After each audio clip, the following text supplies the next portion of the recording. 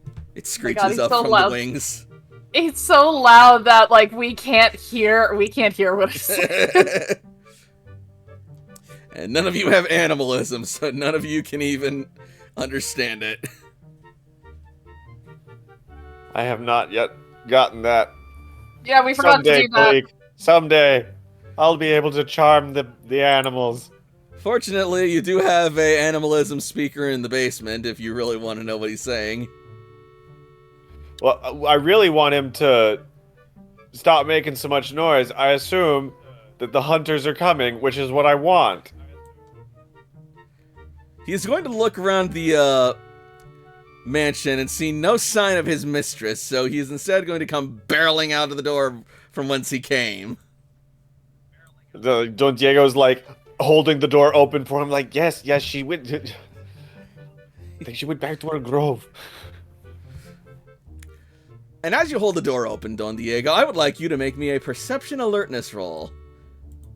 At difficulty 6 reduced by your Auspex rating.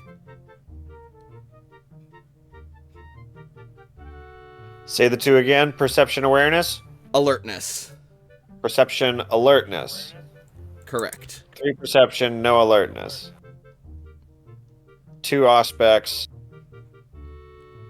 R3D10 greater than, what was it, -2?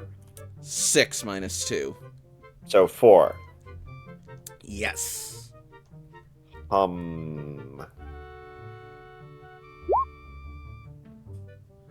take it. That's damn good. Yeah, that's real good.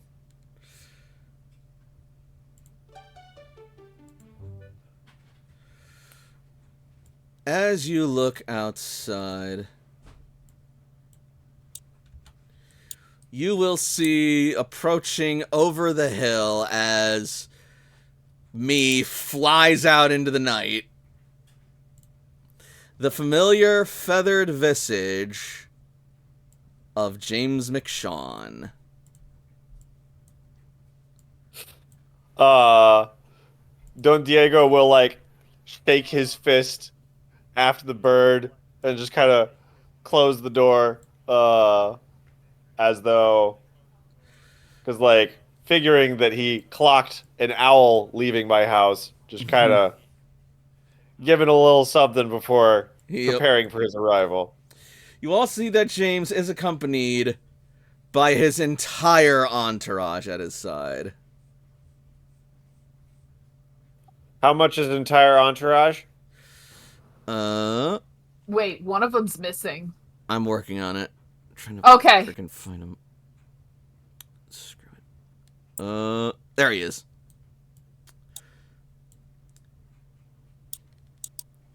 A group of 5, James included.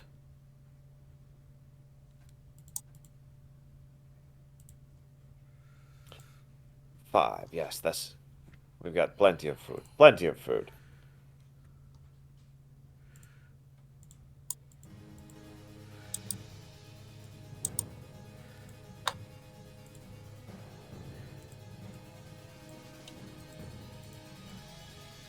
You see the group of hunters approaching the castle. Well, villa. And it is go time.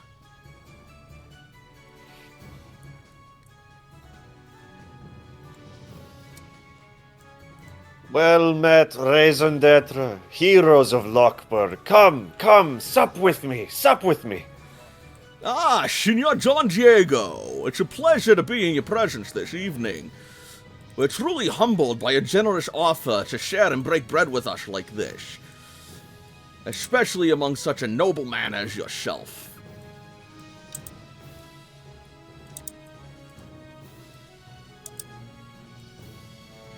Everyone, please make your way inside. Allow me to introduce you. As of course you know me, I am James McShawn, and this is the rest of Raison d'etre. We have Levi Davies, our lore master. Shalom, charmed. And we also have Sister Antoinette Dupont. Bonsoir, Monsieur Don Diego. Antoinette Dupont, got it. And here is our brilliant mathematician and logician, Amina Al-Khwarizmi. Greetings. And of You'll course get we these have... spellings of these later. Yeah, that's fine. I'll get you everything you need.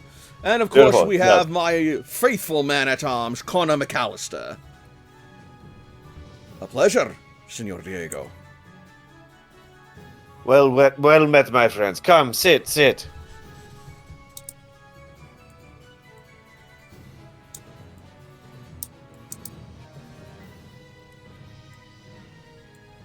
Here we have William, a man of the church. We have Tavis, local scientist and mortician. Yes, Tavish. We have spoken briefly before. How's your grandmother doing? She's faring well. I have dropped her off at her home, where she is under the watchful care of her servants. I see. Good. Glad to see that she's being cared for.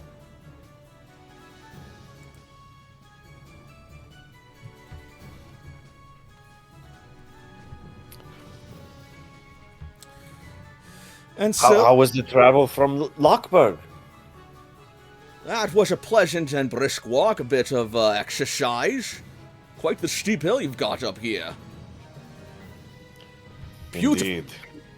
Beautiful landscape, though. Simply awe-inspiring, breathtaking.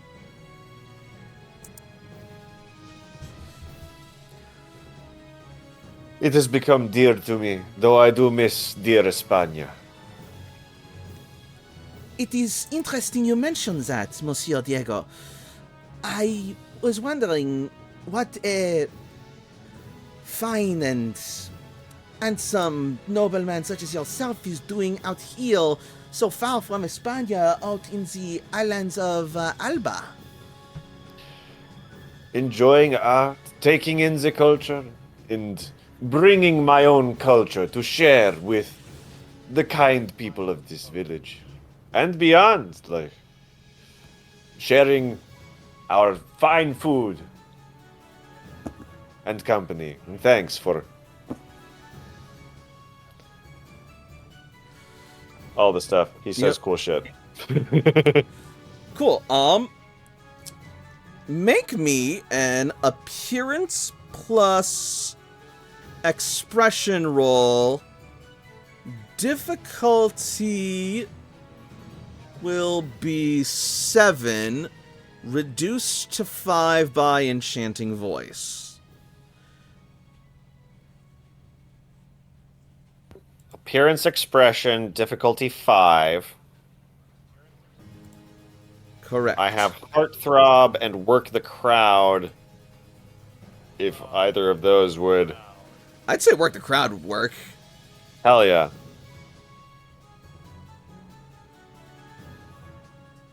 Greater than 5, F1. 6 successes. 6 successes. You lay out your mission statement here and describe your mission and ambition to Raison d'etre. And as you lay it out, using only the skill and wit of your words and your razor-sharp tongue, you lay out a beautiful mission statement for Don Diego's villa out here in the remote wilds of Paraiso. And they are enthralled. They are in awe of your way with words and your seemingly boundless heart. Gain a point of willpower back for being a fucking gallant motherfucker. Get willpower? Hell yeah. John Diego, you truly are a man of the people. I can see that. Speaking of the people, have you heard? I'm sure of course you have heard of it. You believe you were in Lockburg when we came into town, yes? Indeed, I've just been visiting.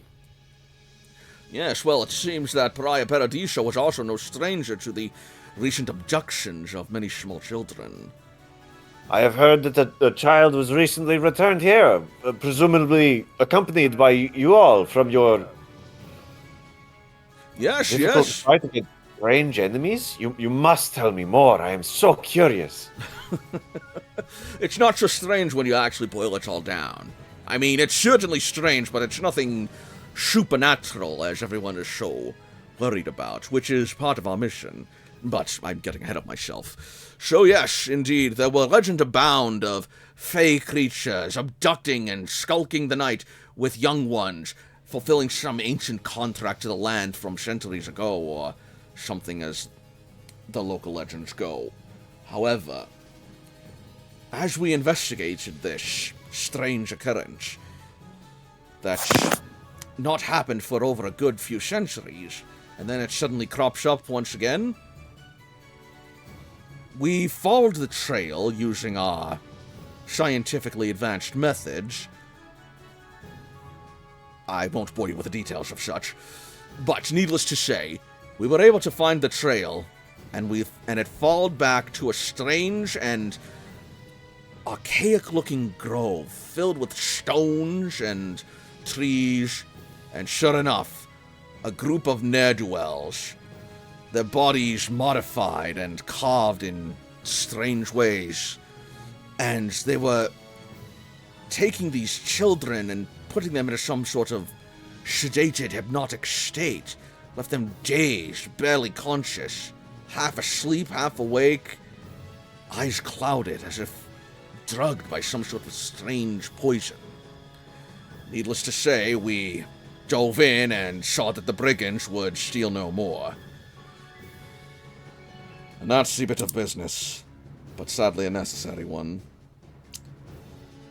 We do hope that you were all, well, coming out of that terrible encounter without too much loss or injury to yourself. I assure you, dear William, we are well equipped to deal with such things. Still, they put up quite the fight. Like that around. The air was latent with those strange spores and gases that they use to confuse and befuddle our senses. I wonder what kind of mushrooms they've been using. I would assume it'd be some kind of fungi. It's interesting you say that. We've actually taken some samples from the site. We plan on analyzing them once we get back to our headquarters. Do you have enough for me to have some samples? Tavis, make me a charisma and expression or commerce roll. Difficulty 7. Expression sounds good. What's your expression specialty? Damn it. Quick thinking, and my charisma is diplomatic. Okay. Diplomatic would apply here.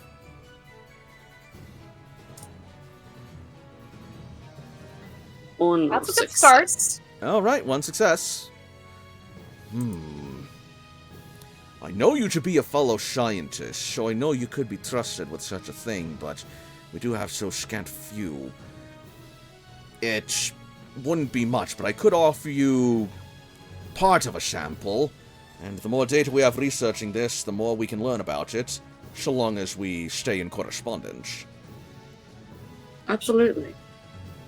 After all, what I might miss, you might find, and vice versa. That's absolutely true, my friend.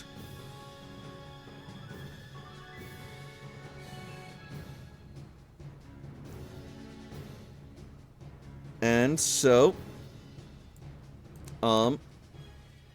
he will then proceed to hand you, a piece of the, cap of one of the mushroom samples they collected. Tavis will put it in his little component pouch. Supposedly, there should still be some spores if you wanted to try growing and cultivating them yourself.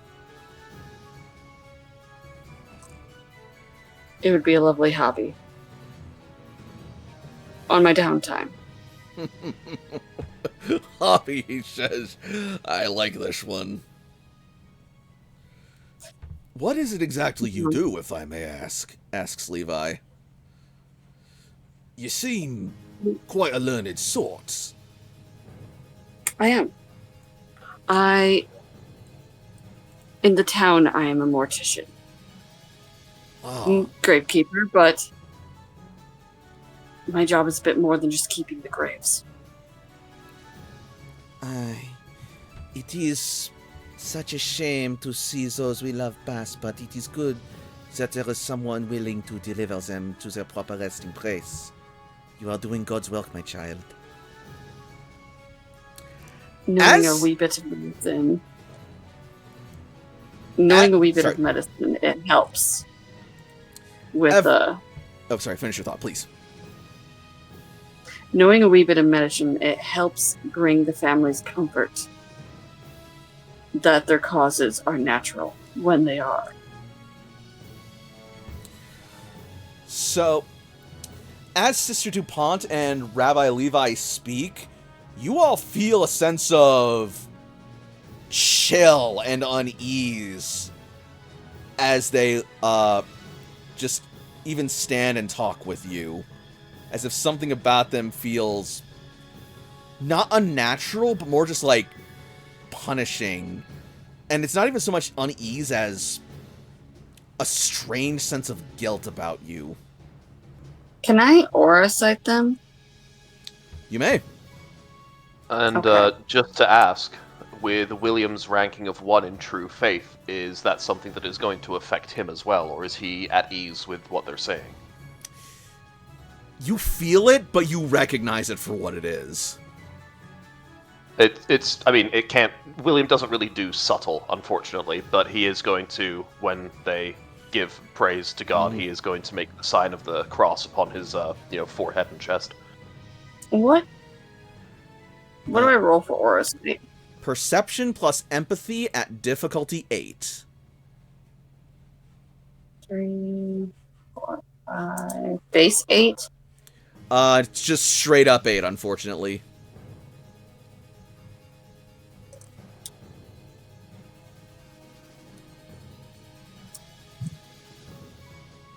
Two successes.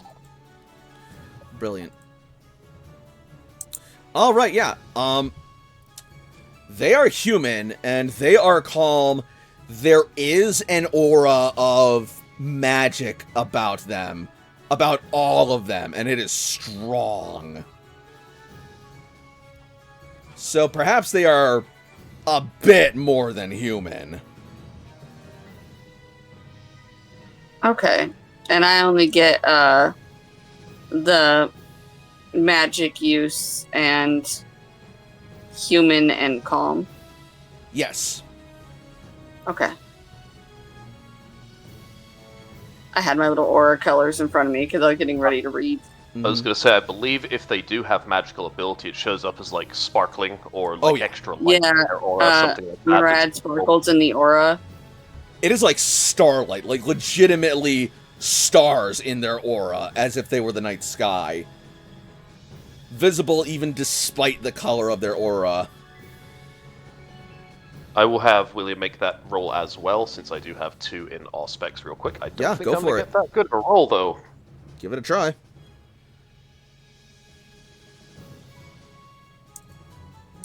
Perception empathy 8, okay.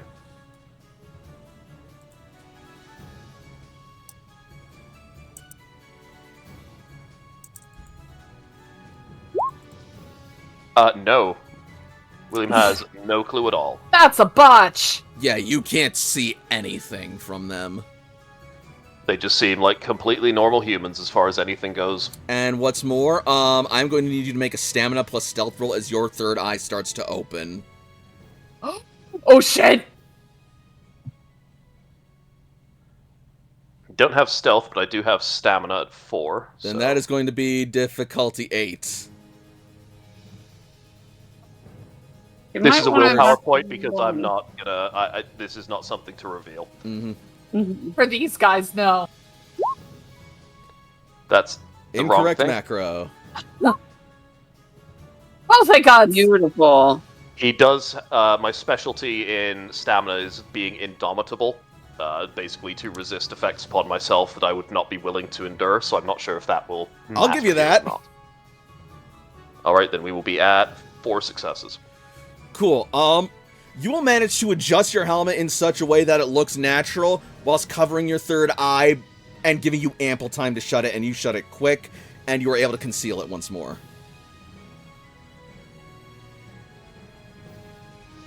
That would have definitely changed the trajectory of dinner. It really would have.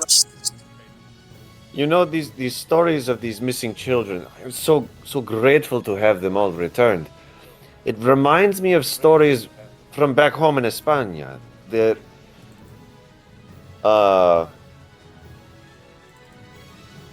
want to invoke the Moors and try and point them across Gibraltar. Sure.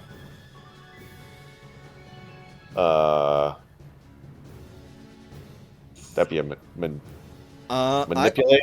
I want them to. I want to give them a little breadcrumb of. Oh, okay. There are also. I've heard stories of missing children back in Spain, and like there is a war going on, and there's a lot of awful things. But like I heard a story out of this town. Okay. I'm going to call that. Maybe that town's been destroyed in the war. I'm going to call that manipulation plus either expression or subterfuge. Let's do expression. 3 manipulation, 3 expression, work the crowd. Okay. Using my voice? Yes, you are using your voice. This is very much talking. 60, 10 greater than. What's my target? All right. That is going to be 7 reduced to 5.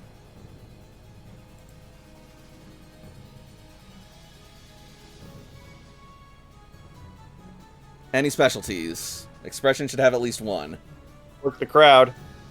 You are literally working them to do what you want right now with manipulation. So yes, that works. So that's 5 successes. I see. That's certainly quite the terrible predicament over there. You don't think that creatures such as those you just bested could be back in España, do you?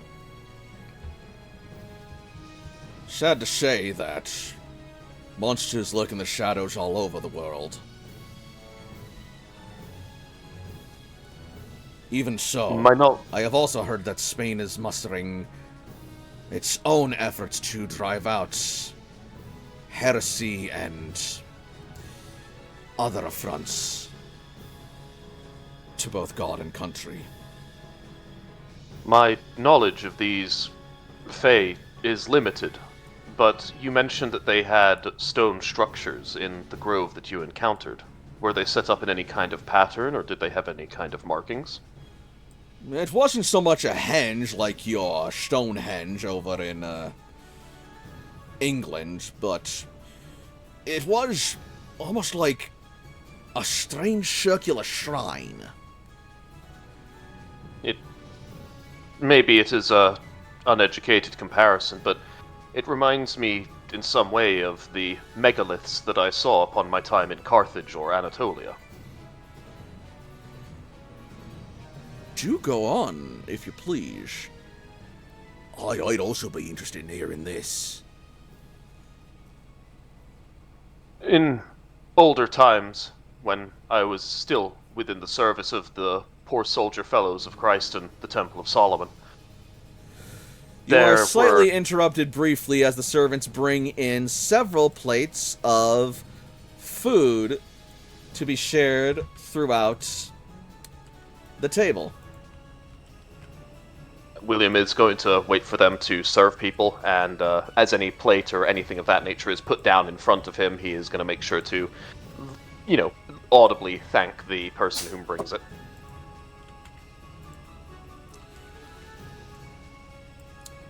And so, as everyone is given their meal, cooked and brought to all sorts of specifications of belief and culture, everyone is served. Don Diego gives kudos to his staff and a thanks to the lovely people that created such succulent treasures as we are about to enjoy, and a round of applause for. Yeah, those would absolutely be all your servants. Just give me a second as I get them back on screen along with the others. Just the vibes of this is not the way servants are normally treated, and Don Diego is fucking awesome. Absolutely. You showcase that you really appreciate your staff here at your villa. As Armando brings out Roberto and Fernando, along with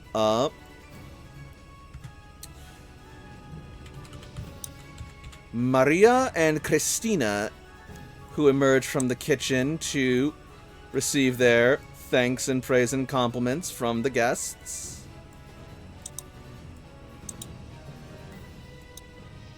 And from the master, of course. Now then, who among you can eat food? I will spend a point of blood specifically to emulate that for this meeting, just because it makes sense. I have deceptive eating, so I'm fine. You're good. I look This- sickly, so it's fine. This group of people is one very much where I am going to spend the blood necessary to both eat food and also to show a blush of life. I do not want them to have even the smallest of excuses to get on my back about things. How much do we need for that, by the way, MDG? Just I one. think it's one for each. Okay. 'Cause, like, good. Yep.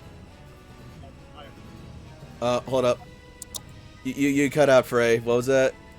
Sorry. I could try, like, if this is a tack that we have seen before, that, like, you know, Tavis is sickly, I can throw for him to be like, oh, yeah, like, Tavis, don't feel bad if you can't eat anything. I know your tum-tum's been giving you guff or whatever. Like, I will, like, do the blush of life and, like, be able to, like, spend 1 point, so I'm gonna get down for a little bit. Yeah, you So, guys yeah, are both, Davis like, doesn't topped look off on like blood. Don Diego. You'll have more than enough to pass for eating for tonight's event. yeah, Yeah. If he doesn't look to me to give him an excuse, I don't proffer the excuse. Yeah. Excellent. I said recently I could do this. You're good.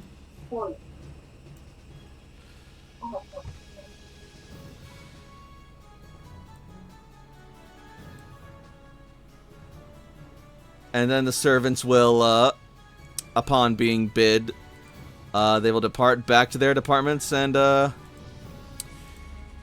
leave you to your dinner.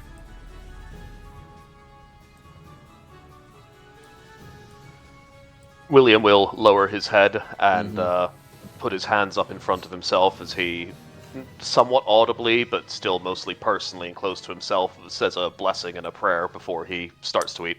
Sister DuPont will join you.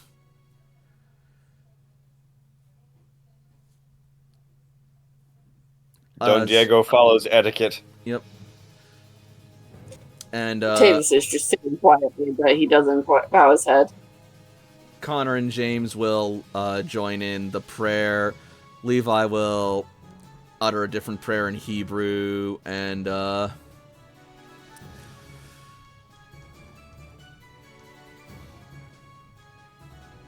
say her name was Amina. It's not like I have this stuff in front of me. Amina al-Jwarzimi? Al-Khwarizmi. Al-Khwarizmi. Yeah. Yep. That's right. Amina will just sort of like shut her eyes and vibe and be in the moment as well. Softly speaking in Arabic. And then you will all dig in. While they're praying, can Tavis analyze the room? Sure, what are you looking for? Oh. Anything really about them? Anything that stands out? Okay. It's basically like, know your enemies, like even the tiniest crack in their armor. And since he's a man of science, not a man of God, he will respect them, but he won't bow. So he's going to take that time to read the room and try to analyze things. So you're basically, you're just trying to, like, read what, their mood, their intentions, how they're feeling, or... Their intentions. Alright, yeah, that is going to be Perception, empathy, difficulty.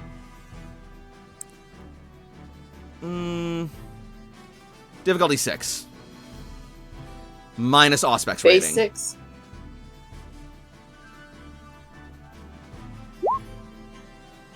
Three successes.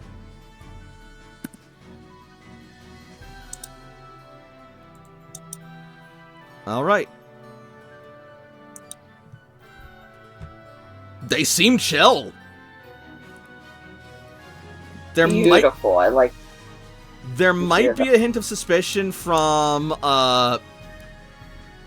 McAllister over there, but if it's shared, it's not being it's not being outwardly shared or expressed by anyone else in the group, and they don't show any signs of acting or turning hostile. There's not like any real like uneasiness. Their guard isn't down per se, but it is still very much like cordial. Yeah, it's not up, but it's definitely not down. Okay. This will also give you the impression of these are people who are used to being wined and dined by friends and enemies alike, and who know how to handle themselves and conduct themselves diplomatically. They start diplomatic because they always know there's time for action later if they gotta. You also get the impression, actually, no, with 3 successes, that's about all you're getting. Okay. I'll take it. It's still a good amount, trust me. Oh, yeah. Because I'm sure by that time the prayers are ended and everybody's kind of like... Yep. Digging in. The reason I ask about the structure of those stones is they're not common in this area especially, so they stand out.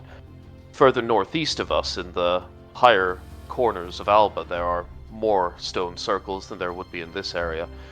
But the reason for my asking is to see if perhaps they share traits with the ones that are more local to us, or ones that I may have seen in either Andalusia, in southern Brittany, in Anatolia, or even the Matzeva in the Holy Land. And he'll give a quick nod to Levi. Alas, I am a scholar of many things, of theology, but theology and geology are two very, very different subjects. I'll find his voice eventually. I do appreciate your indulgence to my questions. It makes me just wonder about the spread of these kinds of wicked things. Not at all, not at all. Your questions are valid and they're good.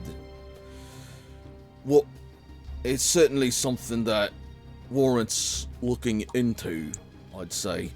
Perhaps next chance we get to drop by, collecting some samples if safe and applicable. I'm sure Amina would be more than keen to look into and study their composition.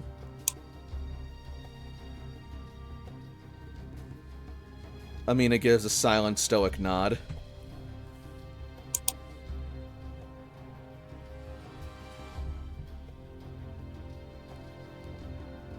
We again cannot thank you enough for the help that you have given to this town in taking care of these beasts and bringing back the precious spawn of those whom are within the town. It's been something that weighs upon them terribly. Yes, well, we're always happy to alleviate any fears and pains of any who are wronged and swindled by those whose hearts are full of darkness and terror. That being said, we're probably going to stick around the area to listen in for any word of any news or any other such retaliations or reactions. Keep an eye on the kids to make sure that they're not going to suffer any adverse effects from their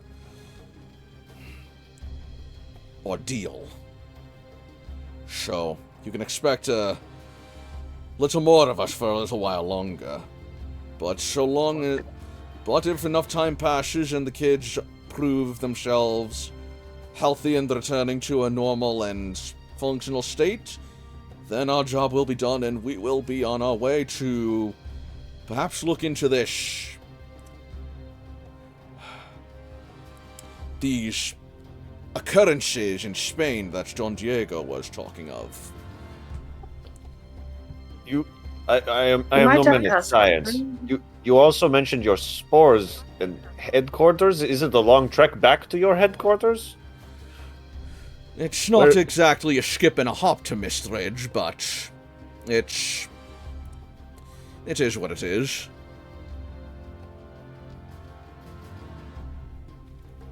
Well, may the nights be quiet for the children's sake, and may your evenings be boring. For sometimes life can be a little too exciting. Never a dull moment for raison d'etre. Tavish, you were going to say something. Please, speak your mind, lad. Yes, I was going to ask, pray tell, where are you staying? Well, as it happens, the local church was kind enough to offer us room and board. Then again, pretty much the entire town was willing to put us up after we were able to return those children. Father Crowley? Indeed. A good man, him. Very good man. Then we may see each other again quite soon. I also have been given shelter by Father Crowley in return for service to the church. Quite welcoming short, that man. Hope he has the room for it. I make myself scarce. The father has enough to deal with in this town, though his burden has been lightened by your actions. Just as the innkeeper took in Mary and Joseph, it falls to us to take in those in need of shelter after long and weary journeys. Father Cloudy is a good man following our Lord's example.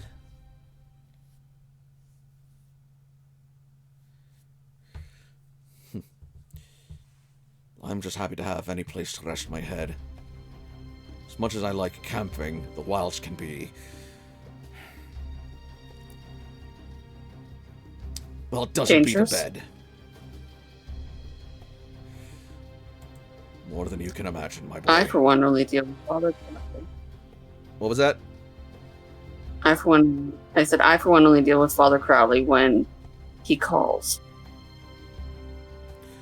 Yes, you're on the outer threshold of the village in the distant tower, yes? Yes. A sensible place enough, I suppose, for a gravekeeper and undertaker.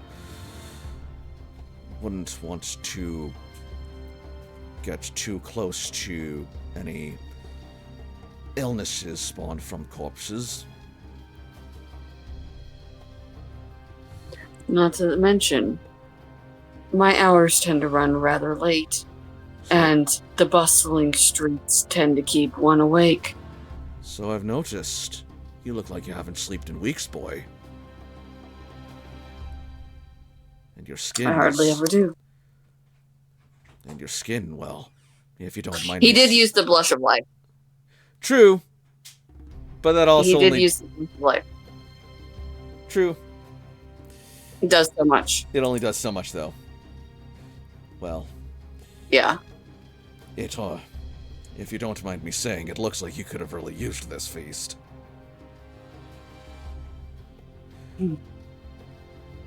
I've always been a weak man. And yet you take in corpses. Brave lad. Only in body, not in mind.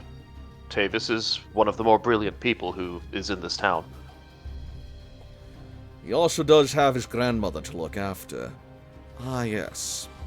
May I ask your grandmother's name, lad?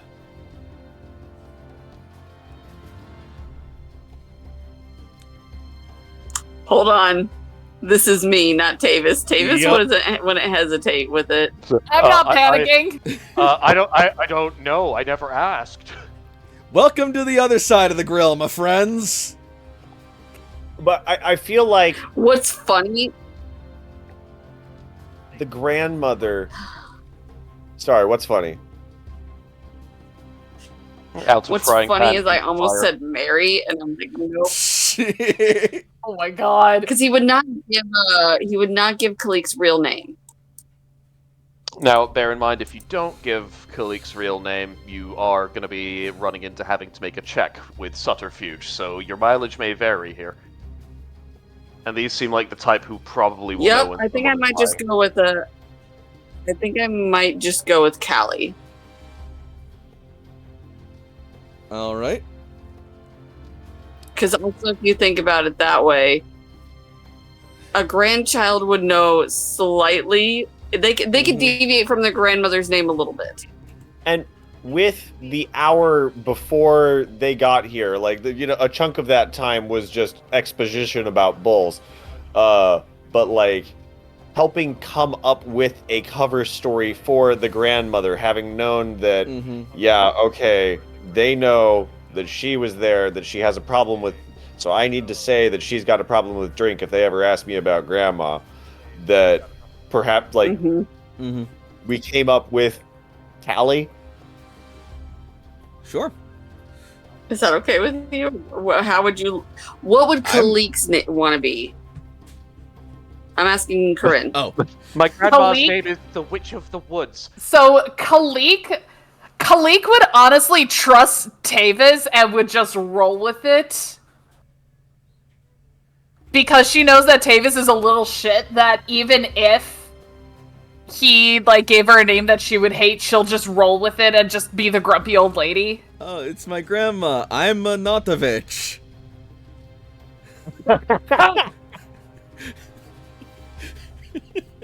Fucking Grandma would. Callie likes her liquor too much. Just a whittle bit. Joan. We'll go with Joan. I see. And does your grandma live with you then? No. Oh, where does she stay then? If I may ask. Beckett, what is the town closest to us? Like, it'd be something on the way here.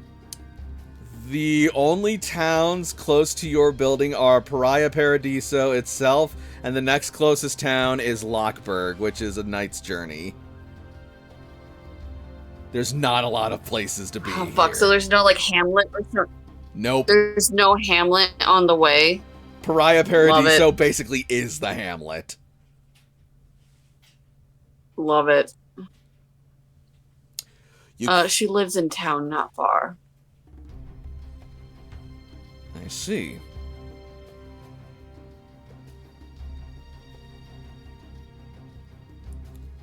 Does your grandmother get out much these days? Only when she wants to. Do the locals give you and your grandma much support?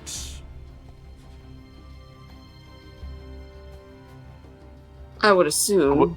William gives a small but still audible kind of chuckle when they say that. Something funny, William? My grandmother likes her privacy.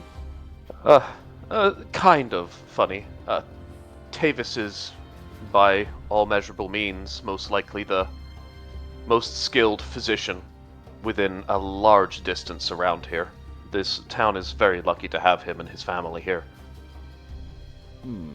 Noted.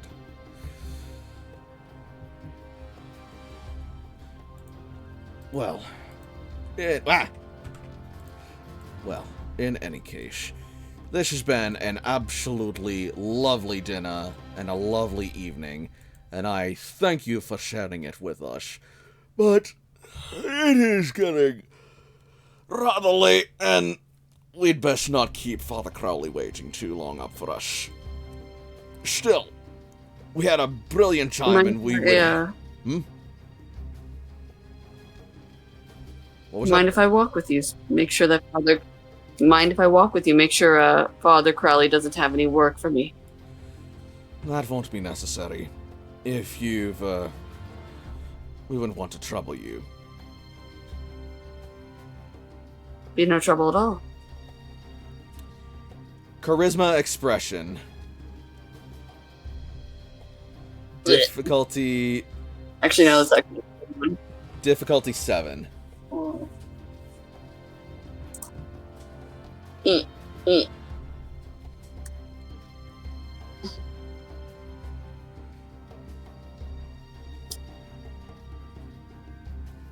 Holy fuck. That is like the worst botch I've ever seen. All right, good night, everybody. We will see I'll you in just 2 go. weeks for the next episode. I'll just go. Yeah. It's fine. As you get up to try and sort of like approach them and offer your services, you suddenly feel an overwhelming sense of guilt, and you just stumble back as you step towards Sister DuPont. On better thought, maybe I should rest or have somebody take me home. William will stand at that point from the table.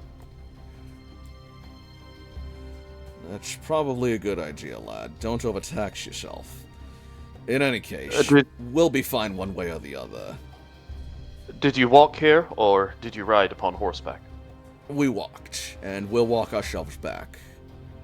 I will escort you to the edge of the property to make sure that everything is done in proper order and proper respect for people of your station.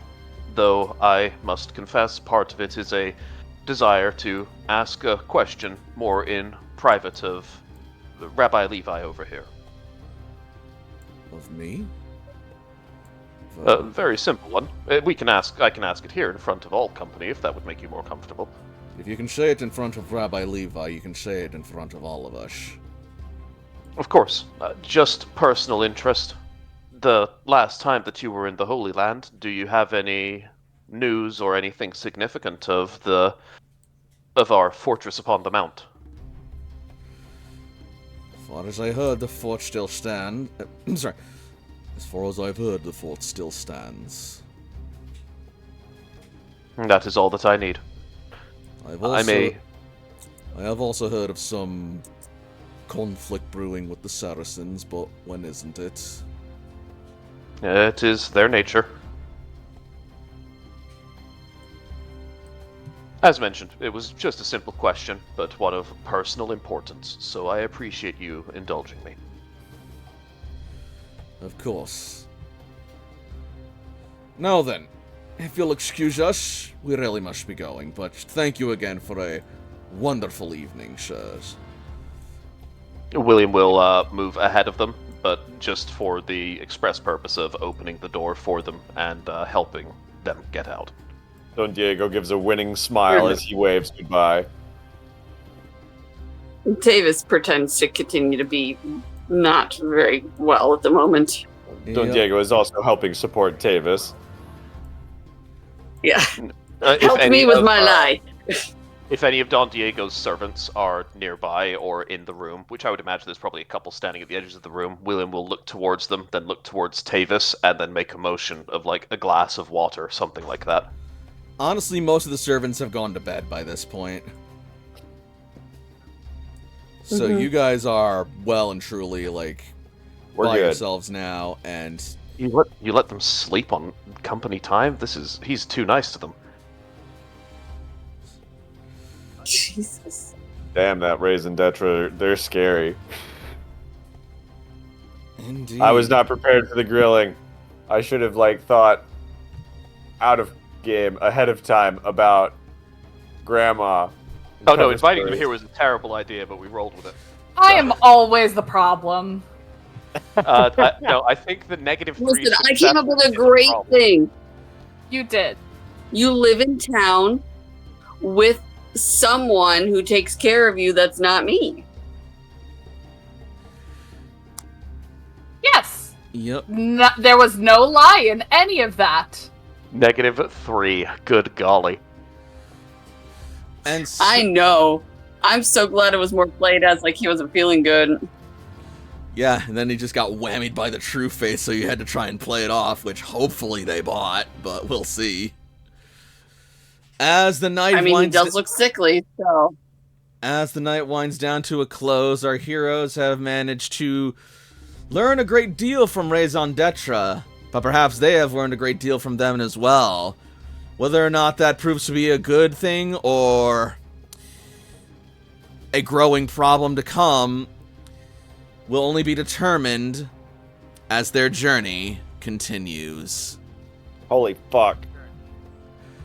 So, what did we think of tonight's game?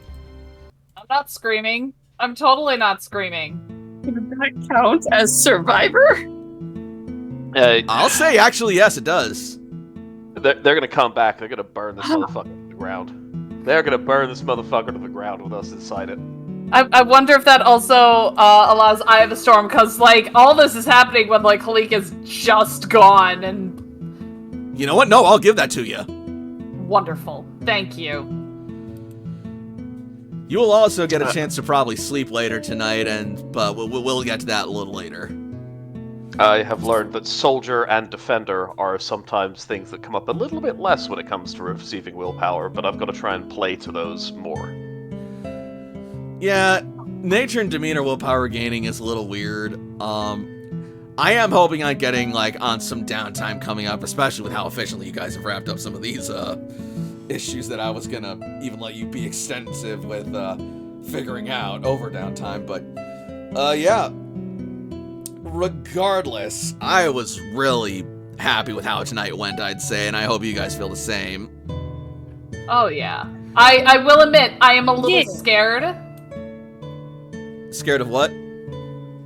I'm a little scared because it's only a matter of time before they actually come into the grove looking for the Witch of the Woods, because Khalik is kind of sort of a local legend. Mm-hmm. Uh-huh. So it's only a matter of time before they come for her. Yeah, now that they have the name Callie, if anybody at all in any way... No, I chose it. I chose it, Joan. Yeah, they have the name. I chose it to be Joan. They have the name Joan. If they had Callie as a name, and then there's some weird motherfucker in town with, like, a cult five. And to be honest, Who just, like, lives in his house and never comes outside, who's like, yes, Callie, the Witch of the Woods. That's bad. And also, no one in Raison d'etre so far has seen Khalik's face with Tavis. That's true. So even if they did see her, like, there's so far nothing connecting the two together. But we do Honestly, have though, a fake you grandma live like that they are going to ask more about. Uh-huh.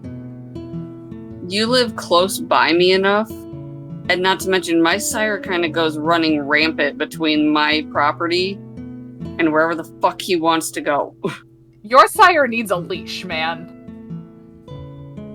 The worst part also is that they're I'm thorough. not strong enough. They're staying for a while to make sure that Yeah. that nothing's gonna happen to the kids as soon as they leave. So you're gonna have to deal with them for a while. I mean, like, on the one hand, I fucking love this Sean Connery guy, James McShawn. Yup. God, like, what a fun batch, but also, man, fuck. Well, Just think, They're gonna realize we are the most boring fucking vampires. and we're gonna make them think we are. And that's the idea, the silence of the blood, which will eventually become the masquerade.